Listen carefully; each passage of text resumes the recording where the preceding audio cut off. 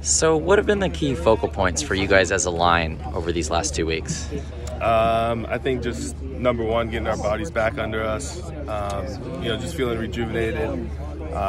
We've been running the ball a lot, been getting physical, so just getting our bodies back. And then two, just kind of picking one thing to work on, each individual, a weakness that we've kind of seen over practice and games, whatnot.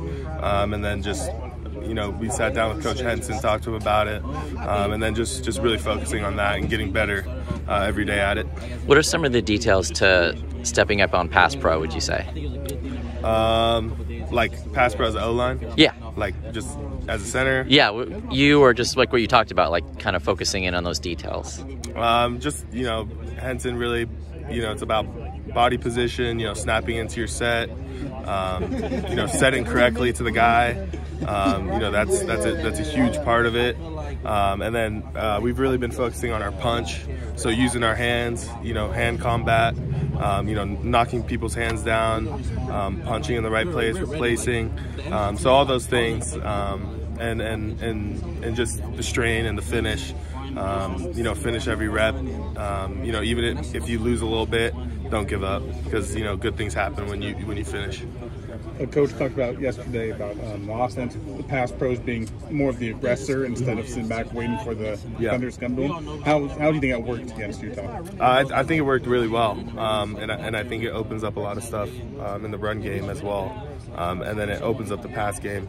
I think it's good, getting on guys, and you just eliminate that space for them to work, because if you have a good pass rusher, that's what they want, just that little bit of space so they can throw their move. But when you get on them, get their hands, when you get your hands inside and engage them, and they kind of have to maybe think it's run, it kind of just eliminates that yard or two of space that they're looking for.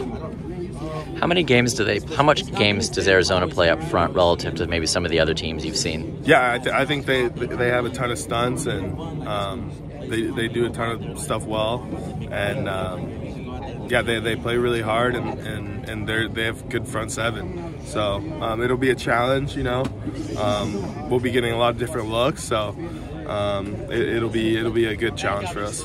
Are you and Justin and Andrew in a place right now where the communication, you've been together so long, are you guys in a place right now where even the communication is clipped because you guys have kind of seen it all? Yeah, definitely. I think, when you play next to someone so much, you kind of just get in that flow, and you kind of just, give them a look sometimes, and you kind of know that you're on the same page. So it's nice, not having to worry in that aspect that, these guys have a ton of experience and they know what to do, regardless if I was there or not. So it's really nice. What kind of, during Barry, did you guys do any kind of team activities or anything to kind of spend some time together, or was it just kind of? It was more just practice. Okay. And then, hanging out on the weekend with some guys, just doing some different things. So I wouldn't say like anything that was like mandatory, but just practice was competitive. Obviously they took a little bit off of us, and it was just a good time. And then, hanging out on the weekend, getting our bodies right. So. Do you watch college football as a fan, or do you just try to get as far away from college football? I watched a few games, yeah, but I tried to maybe tone it down, but I watched a few games for sure. Anything stand out to you? It was kind of fun, watching some games, some close. I watched Texas, Oklahoma State. I watched UCLA, Oregon. So it was just kind of fun to get to watch a game on the couch. You've been in the Pac-12 for a couple of years. What was kind of your first impression of Travis Dye? First impression when I met him. He was kind of fresh off of the season. He kind of seemed like a serious guy, that quiet guy, that didn't really talk much. And then once he got here, he was the complete opposite. So, watching him play, he's just a grinder. He works extremely hard. He's a workhorse, catches the ball, runs really well, and just a great guy. So, I'm really glad I got to know him, and glad he's on the team. What's it like as a competitor? He's competitive. We kind of joke, practice. He's always, giving the game speeches and pumping the guys up and going full speed. So he's awesome to be around, and he's definitely a leader for the team. Is there a game speech that stands out? I think everyone. I think every week, you know, he calls the huddle up and gives a great speech, and he also speaks at the hotels the night before. So, yeah, he's great for the team.